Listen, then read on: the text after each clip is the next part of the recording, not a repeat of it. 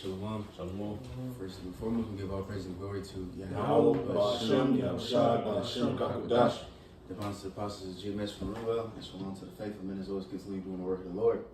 Alright, so we're willing, continuing on the Bible series. We touched on the book of Ruth before. Now next, of course, is 1 Samuel. So, we're willing, pretty much the theme of this, this class, we probably gonna go through, summarize 1 through 14 and maybe 15, but most likely probably stop at 14. But pretty much the theme of this, what we about to touch on today is just showing how the Lord, how everything, because like I said, the book of Ruth, how there was judges, and now Samuel, he was a judge, and he had Eli too, first before Samuel, and then he had Eli. He was a wicked, because he wasn't rebuking his sons. We're gonna touch on that. His sons was wicked, and Eli wasn't rebuking, So the Lord pretty much took him out of power and brought Samuel, the prophet Samuel. You know what I'm saying? And then you're gonna see also what's his name, King Saul. He wasn't doing what he was supposed to be doing. So then that's gonna bring in King David. So two people lost power, and the Lord gave it to somebody else. So that theme is gonna be showed a lot. Just pretty much just being obedient to the Lord, and if not, the Lord can get rid of you and replace you. Same thing with the truth. We can apply this today. If you a brother in this truth and you ain't doing what you're supposed to be doing, you ain't obeying the Lord, so on and so forth, the Lord can just easily replace you. As a matter of fact, real quick, can we get John? Let me see. Say not Abraham's our father. Let me see. John. Hold up. Oh, my fault. Matthew 3 and 9. Got you. Well, matter of fact, you start at 7. This is Matthew 3, verses 7. It reads, "But when he saw many of the Pharisees and Sadducees come to his baptism, he said unto them, O generation of vipers, who have warned you to flee from the wrath to come, bring forth therefore fruits meet for repentance, and think not to say within yourselves, we have Abraham to our father. For I say unto you, that the Most High is able of these stones to raise up children unto Abraham." Right, so you can't think, we Israelites, Abraham's my father, I'm cool. Like, the Lord requires certain things from us. And if you don't give it up, it's going to say it, next verse. Verses 10, it reads, "And now also the axe is laid unto the root of the trees. Therefore every tree which bringeth not forth good fruit is hewn down and cast into the fire." Right, if you ain't bringing forth good fruit, you're going to be hewn down, cut down, and cast into the fire. And get, so Lord willing, we can go ahead and start with that commentary. Start at the beginning. Yeah. This is 1 Samuel 1 commentary under David Guzik study guide for 1 Samuel 1. This is the birth of Samuel 1 and 2. Form one book in the ancient Hebrew manuscripts. They were not divided into two books until the Old Testament was translated into Greek. We don't know who wrote the book. Certainly, Samuel was a major contributor, but much of the book takes place after his death in 1 Samuel 25. They are called the books of 1 and 2 Samuel not because Samuel wrote all of them, but because they describe his great ministry in Israel and legacy of it. You got it. This is paragraph 1 or column A. It says Hannah's barrenness and her vow. 1 Samuel 1 through 2, it says the family of Elchanan. It says, "Now there was a certain man of Ramathaim Zophim of the mountains of Ephraim, and his name was Elchanan, the son of Jeroham, the son of Elihu, the son of Tuha, the son of Zuphah, an Ephraimite. And he had 2 wives. The name of one was Hannah, and the name of the other Peninnah. Peninnah had children, but Hannah had no children." Right, so real quick, we're going to go into the pretty much the lineage of Samuel, because it says Ephraimite. Wait, they wasn't Ephraim. They was just living in that land. Yep. You know, they was from the tribe of Levi. So you can go to the letter B. Column B, it says Elkanah, he was a descendant of Zuph, and his family line shows he was a Levite. 1 Chronicles 6:16-30. And can somebody get that, pull it up, because we're going to skip around a little bit in that one. Mm-hmm.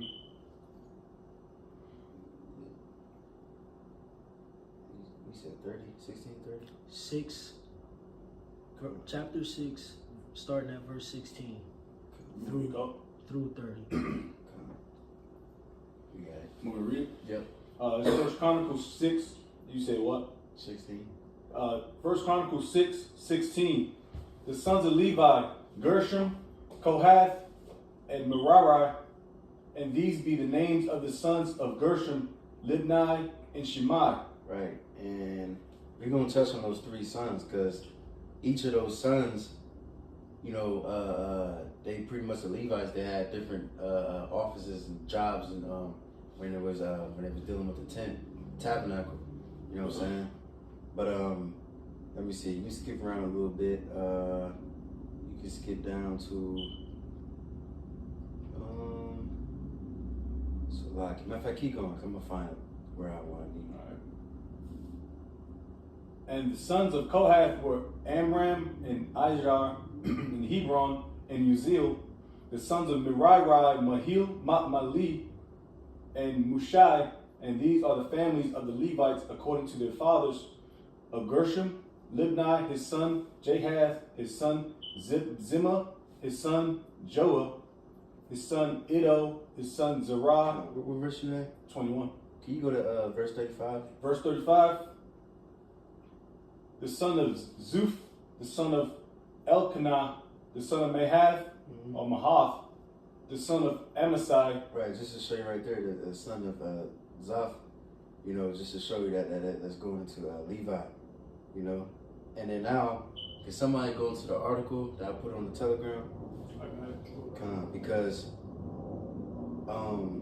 Samuel, he came out because like he had three, because Levi had three sons. You know what I'm saying? What do you say? Gershom, Kohath, and right, Merari. Right, and Samuel came out of Kohath.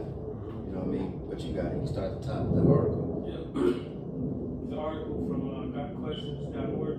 It says the Kohathites, the Gershonites, and the Merarites were three clans of the Levite tribe in Israel. Numbers 26, verse 57. Each clan was Can you read that verse real quick? Yeah. It says Numbers 26, 57. It's read in ASV here, if that's okay. Come. It says this was the list of the Levites according to their clans of Gershon, the clan of the Gershonites, of Kohath, the clan of the Kohathites, and Merari, the clan of the Merarites. Mm-hmm. You got it. Okay, it says each clan was comprised of descendants of the man from whom the clan received its name. It's like Kohath was the father of the Kohathites, Gershon was the father of the Gershonites, Merari, the father of the Merarites. Mm-hmm. Kohath, Gershon, and Merari were the three sons of Levi and grandsons of Jacob. Genesis 46:11. Want that? Now you good. It says Moses, Aaron, and Miriam were Kohathites. 1 Chronicles 6, 2-3. Come on, you skip that too. It says the Levites filled the priestly roles in Israel and bore the responsibility of caring for the tabernacle. The Kohathites, the Gershonites, and the Merarites had specific roles within the Levite culture. Right, just like even like with Judah, you know what I mean? Because Judah had multiple sons, and who was it? Which one? I forgot which son's name. You gotta go into that too. I forgot his name. One where there's a line of Judah with the kings. Perez, they come. You see, but you got it. It says the Kohathites, for example, had charge of caring for the objects associated with the sanctuary. Mm-hmm. This is the service of the sons of Kohath in the tent of meeting, the most holy things. Numbers 4, verse 4-14. Mm-hmm.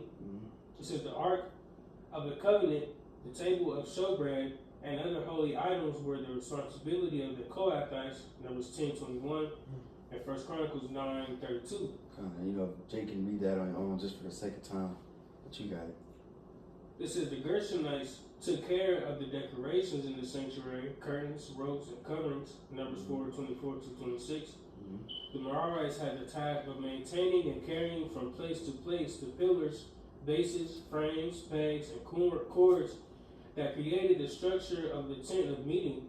Since the Israelites were often on the move, the tent of meeting often had to be taken up and moved.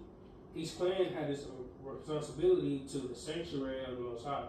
Come on, let me stop there. You know, just to show, you know, a little background on Samuel's family. You know what I'm saying? But oh, did you read the site name? Yeah, what, got questions? Oh yeah, come on. Yeah, Yeah, just in case, you know, brothers want to go into it more on your own time. But now we can stop there and then we can go, let me see, go back to 1 Samuel. Somebody got that Samuel's pulled up? Yeah. I got it. With the commentary or the book? I got The it. other book. I got the book. Because, so pretty much I'm going to summarize a lot because it's a lot, you know, just like I said, for the sake of time. So pretty much, you know, just introduce, you know, Samuel's family. And pretty much Hannah, Samuel's mother, you know, she couldn't have children. So the Lord, you know, pretty much blessed her. You know, she was at the temple. Eli blessed her, and the Lord pretty much eventually gave Samuel. And then so, because she made a promise, you know, if you give me children, I'm going to let the child be yours. So Samuel was also, took the vow of Nazareth, what's it called, Nazarite? Nazarite vow, so, you know, no razor to his head, so on and so forth. And then he started serving in the temple of the Lord, all right? But now we're going to skip down to, let me see. We can go to chapter 3, and we can just read the first verse. Matter of fact, I think I must have skipped something in 2. Yeah, I forgot. Let's go to chapter 2, and then let's go to verse 20. Let me see. Let's start at 21. This is 1 Samuel chapter 2, verse 21. And the Lord Yahweh visited Hannah so that she conceived and bare 3 sons and 2 daughters. And the child Samuel grew before the Lord Yahweh. Now Eli was very old and heard all that his sons did unto all Israel, and how they lay with the women that assembled at the door of the tabernacle of the congregation. Wait, Salaki, my fault. We're gonna go back to that 21, but read verse 11. All right. 1 Samuel chapter 2, verse 11. And Elkanah went to Ramah to his house. Right, because also Samuel and his family was from the land of Ramah. All right, but you got it. And the child did minister unto the Lord Yahweh before Eli the priest. Mm-hmm. Now the sons of Eli were sons of Belial. They knew not the Lord. Right, the niggas is wicked, but you got it. And the priest's custom with the people was that when any man offered sacrifice, the priest's servant came while the flesh was in seething, with a flesh hook of 3 teeth in his hand. And he struck it into the pan or kettle or cauldron or pot. All that the flesh hook brought up, the priest took for himself. So they did in Shiloh unto all the Israelites that came thither. Also before they burnt the fat, the priest's servant came and said to the man that sacrificed, give flesh to roast for the priest, for he would not have sodden flesh of 3 but raw. And if any man said unto him, let them not fail to burn the fat presently, and then take as much as thy soul desireth, then he would answer him, nay, but thou shalt give it me now, and if now I will take it by force. Wherefore the sin of the young men was very great before the Lord, for men abhorred the offering of the Lord. But Samuel ministered before the Lord, being a child girded with a linen of ephod. Right. We stopped there, then you can skip to 21. But you see, Jake was being off, you know what I mean? And as you go even more further to show them what else they was doing. You know, but at the same time, though, the Lord was still bringing up Samuel in the spirit. You know, like I said earlier, you know, the Lord can just replace you, you know, but you got it. You go to 21. Yep, verse 21. And the Lord visited Hannah so that she conceived and bare 3 sons and 2 daughters. And the child Samuel grew before the Lord. Now Eli was very old and heard all that his sons did unto all Israel. And now they lay with the women that assembled at the door of the tabernacle of the congregation. And he said unto them, Why do ye such things? For I hear of your evil dealings by all this people. Right, and it's the same thing too today with these pastors. You know what I mean? They be sleeping with the damn, what they call it, the flock or whatever. The what's the other word? Congregation. Congregation. There you go, throughout it. You know, then they be so much gossip in there too. You know, this woman committing adultery, that man, it's crazy. You know, it's the same shit. Jake has always been wicked. You see, but you got it. Verse 24. Nay, my sons, for it is no good report that I hear. You make the Lord's people to transgress. If one man sin against another, the judge shall judge him. But if a man sin against the Lord, who shall entreat for him? Notwithstanding, they hearkened not unto the voice of their father, because the Lord would slay them. And the child Samuel grew on and was in favor both with the Lord and also with men. Right. It's like, what verse you in?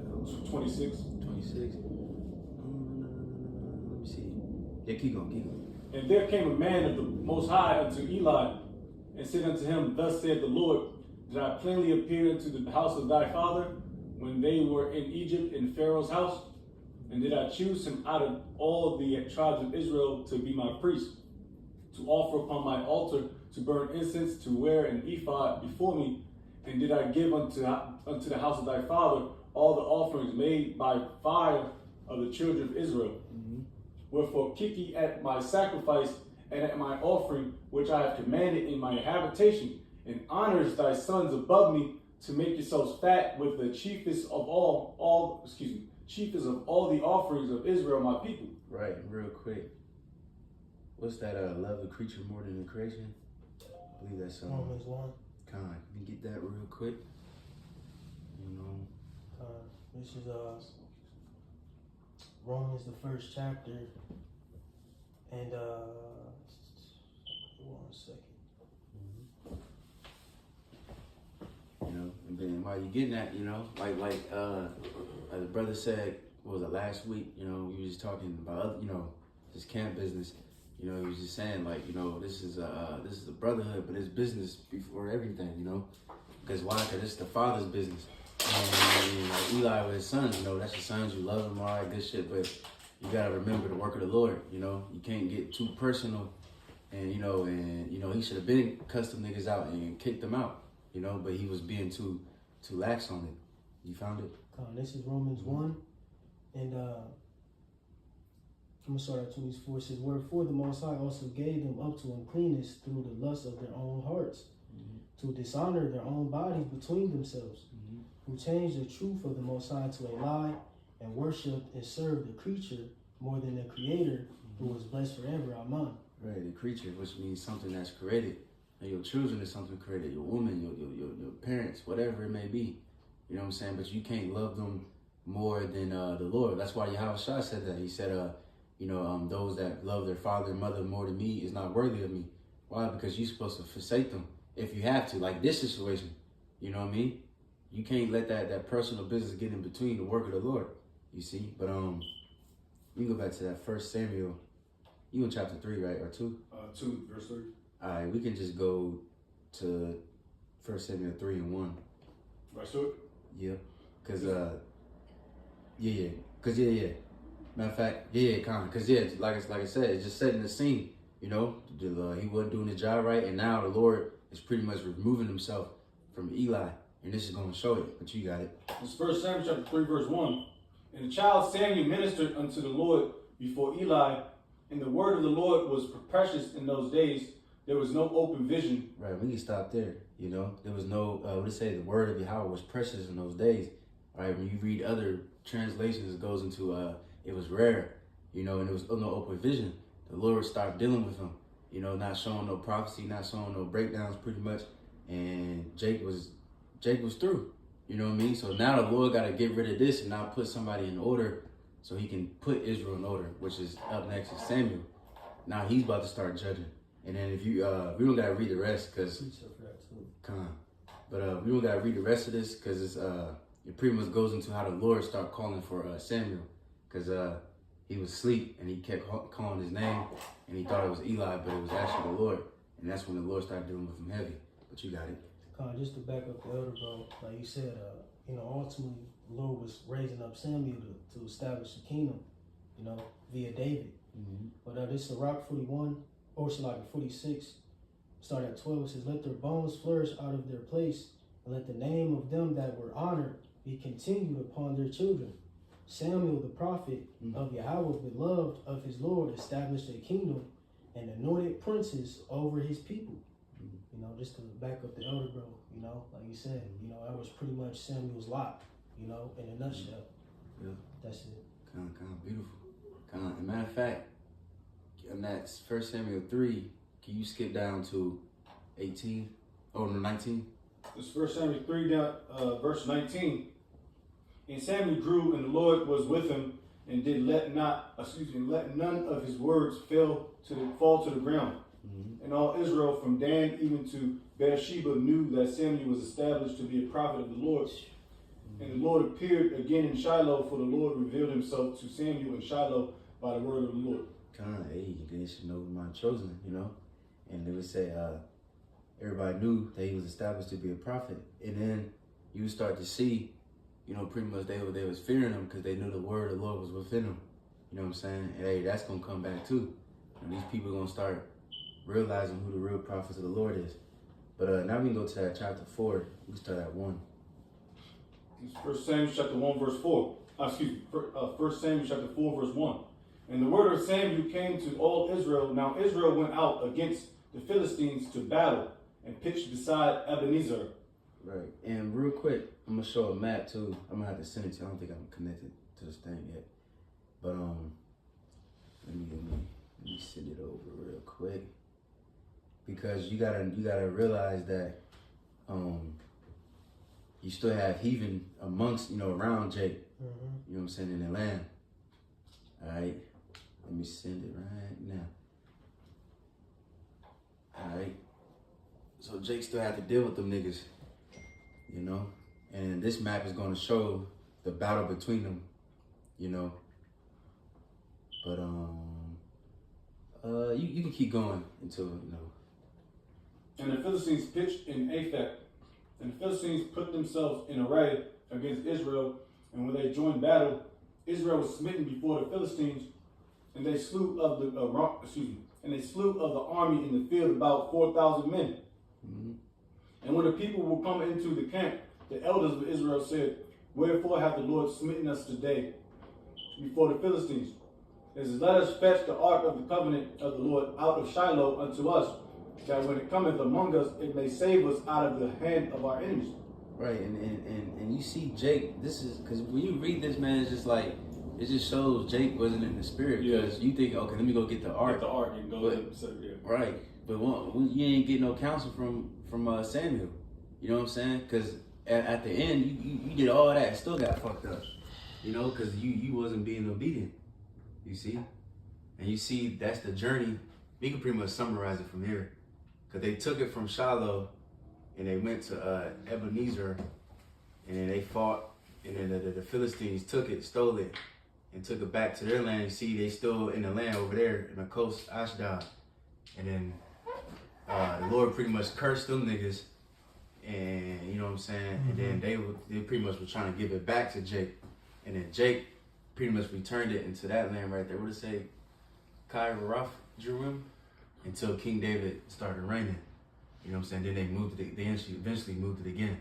And then even then, when Jake moved it over there, Jake was being wicked. Some Jake that wasn't supposed to be touching it tried to look inside, so the Lord killed some of those Jakes. But this just shows you the situation that was going on right now. There's wars going on. All Jake was surrounded, and so now it's just like you just see that Jake just needed some type of guidance. We need some type of ruler. And then now we can go to chapter, because 5, 6, and 7 goes into that journey we just see on the map. So we can go to chapter 8, verse 1, because that shows you Jake started, like I said, they needed some type of leader. That's when they start asking for a king. You know what I'm saying? But you got it. It's 1 Samuel chapter 8 at the top. And it came to pass when Samuel was old that he made his sons judges over Israel. Now the name of the firstborn was Joel, and the name of the second was Abi. They were judges in Beersheba. And his sons walked not in his ways, but turned aside after lucre, and took bribes and perverted judgment. Then all the elders of Israel gathered themselves together and came to Samuel unto Ramah, and said unto him, Behold, thou art old, and thy sons walk not in thy ways. Now make us a king to judge us like all the nations. But the thing displeased Samuel when they said, Give us a king to judge us. And Samuel prayed unto the Most High, and the Most High said unto Samuel, Hearken unto the voice of the people and all that they set up, all that they say unto thee, for they have not rejected thee, but they have rejected me, that I should not reign over them. Right, man. And so now, and that's the thing with that's something that we can learn from this lesson too, is that hey, the Lord. One thing about the Lord, whether it's good or bad, He will give you what you ask for. You know what I'm saying? And then you get what you asked for, and then now you saw it. Now you crying out to Him and shit. But like He said, I ain't gonna hear you. Your king, matter of fact, is gonna say, you got it. Is according to all the works which they have done since the day that I brought them up out of Egypt, even unto this day, wherewith they have forsaken me and served other gods, so do they also unto thee. Now therefore hearken unto their voice, howbeit yet protest solemnly unto them, and show them the manner of the king that shall reign over them. And Samuel told all the words of the Lord unto the people that asked of him a king. And he said, This will be the manner of the king that shall reign over you. He will take your sons and appoint them for himself for his chariots and to be his horsemen, and sons shall run before his chariots. Right. And so now it shows you like the eeriness of it. It's like, okay, you, like I said, I'm gonna get you what you want, but this is what you're gonna get, you know, and you're gonna see a couple examples of that. Even now, like today, we technically, you know, even though we got presidents and whatever, but they still technically kings and princes, pretty much. This is a modern day era. But your king can ask you, we about to go to war. Now we about to, what's the shit called? A draft and all this shit. Now you got to give your son up, and you don't know, this nigga can go get his head blown off, whatever, get fucked up. But you got to obey the order of the king, you know? So now that's what you want, so that's what you going to get. But you got it. This is more. You about to say something? No, just, okay. Yeah, come on. Like you say, the Lord gives you ask for. Come on. Yeah, verse 12. And he will appoint him captains of thousands and It's like my fault. But also, too, it's all through the Spirit because, you know, what the scripture says. Can we get that real quick? It says it a couple times, so it don't matter which one. It says, I'll make you a nation of kings and priests. You know, because technically it's all through the Spirit, you know, because we was all destined to be kings and priests from the beginning. But it still was just wicked the way Jake did it. You know what I'm saying? Just like, you know, dealing with the blessing, you know, between Jacob and Esau was, you know, very controversial, you know, but it was all foreshadowing, you know, what was already going to come down the pipe, you know, concerning prophecy. So get that.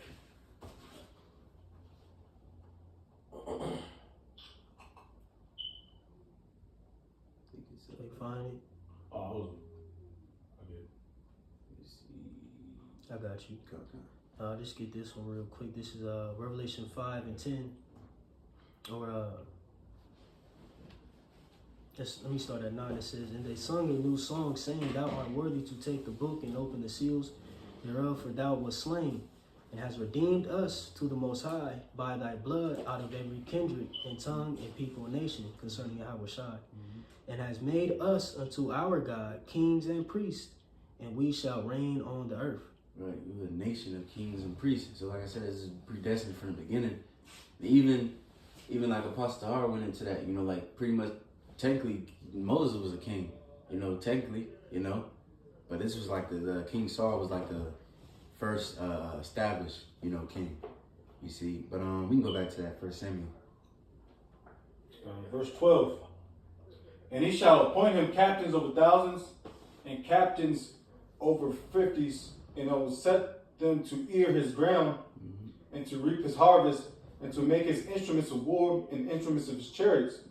And he will take your daughters to be confectionaries, and to be cooks, and to be bakers. And he would take your fields and your vineyards, even the best of them, and give them to his servants. Salah. Huh? You said what? Says Salah. Oh, come on. You got it.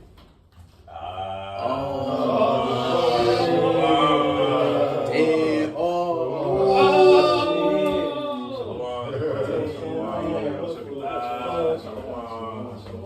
goodness. Shalom, boy. How you doing, baby? All right. All right. Shalom. What's up, kid?